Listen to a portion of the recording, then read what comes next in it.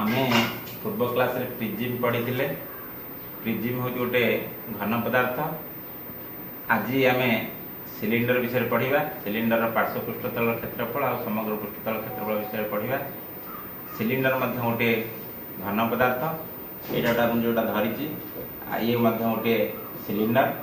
ए cylinder तीनोटी पृष्ठ अच्छी। गोटे है वक्र पृष्ठ आउ दुईटा है समतल पृष्ठ। वक्र पृष्ठ पार्श्व पृष्ठतल क्षेत्रफल बाहर करवा आउ समग्र पृष्ठतल बाहर करवा। आउ जो दुईटा रहा तल रहा तार आम समग्र पृष्ठतल क्षेत्रफल बाहर करवा। जो सिलिंडर तलटी भूमि सहित रोचे ताको आम कहे भूमि बा पृष्ठतल।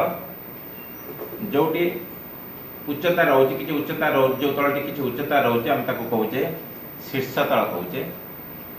वर्तमान मु गोटे सिलिंडर गोटे कागज रे तैयारी करछि। आपको आम कहे ये जो दुईटाक सिलिंडर आम थोचे ये दुईटाक सिलिंडर को आम कहे सरल वृत्तभूमिक सिलिंडर। कहीं ना ता मध्य जो अक्षटा अच्छी सेटा लंब भाव तल सहित दुईटा तल सहित लंब भाव रोथार आम कहे सरल वृत्तभूमिक सिलिंडर। मु वर्तमान यही सिलिंडर गोटे कागज रे तैयारी करछि जार भूमि गोटे वृत्त आ शीर्ष तल मध्य गोटे वृत्त। ए वृत्तर व्यासार्ध जदि आर हुए ताले ए वृत्तर परिधिटा हम 2 पाई आर 2 पाई आर। एवं जदि उच्चताटा सिलिंडर उच्चता एच हुए ताले मुझे जब काटिदेवी सिलिंडर टाक जो गोटे काटिदेवी ताले से गोटे आयत क्षेत्र भाया हो जार एपट दैर्घ्यटा कह 2 पाई आर आयपटा कह एच। जदि आर क्षेत्रफल नेबी आम जाने आयत क्षेत्र क्षेत्रफल हूँ दैर्घ्य गुणन प्रस्थ जोटा कहूँ 2 पाई आर इंटू एच समान 2 pi r H 2 pi r H. तेणु आम ए जानिले गोटे सिलिंडर पार्श्व पृष्ठतल क्षेत्रफल 2 पाई आर एच वर्ग एकक। जदि समग्र पृष्ठतल कथा चिंता करिबा ताहले आम कौन करिबा ना ये पार्श्व पृष्ठतल क्षेत्रफल युक्त 2 इंटू भूमिर क्षेत्रफल। भूमिटा जेहेतु वृत्त तार व्यासार्ध जेहेतु आर तेणु भूमिर क्षेत्रफल हूँ पाई आर स्क्वायर। तेणु समग्र पृष्ठतल क्षेत्रफल समान पार्श्व पृष्ठतल क्षेत्रफल युक्त 2 इंटू भूमिर क्षेत्रफल। पार्श्व पृष्ठतल क्षेत्रफल आम जाने 2 पाई आर एच एवं भूमिर क्षेत्रफल आम जाने पाई आर स्क्वायर।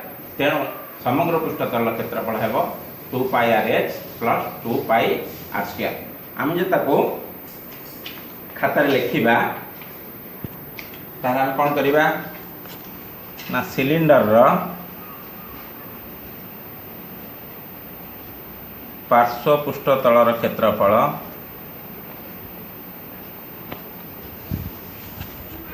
समान 2 पाई आर एच वर्ग एकक। सिलिंडर समग्र पृष्ठतल क्षेत्रफल समान पार्श्व पृष्ठतल क्षेत्रफल युक्त 2 इंटू आधार क्षेत्रफल समान 2 pi r h plus 2 pi r square समान 2 pi r whole into r h plus r वर्ग एकक।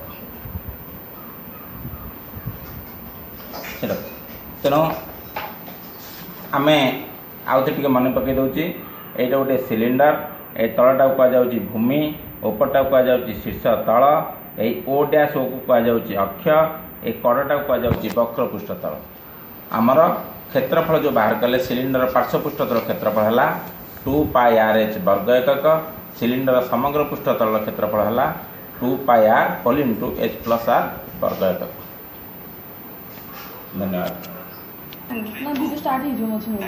किसी प्रश्न नवा कार्यफल हिसाब से तेणु तुम्हें यहाँ को करी पठेब। प्रथम हूँ सिलिंडर डैश टी तल अच्छी सिलिंडर डैश टी तल अच्छी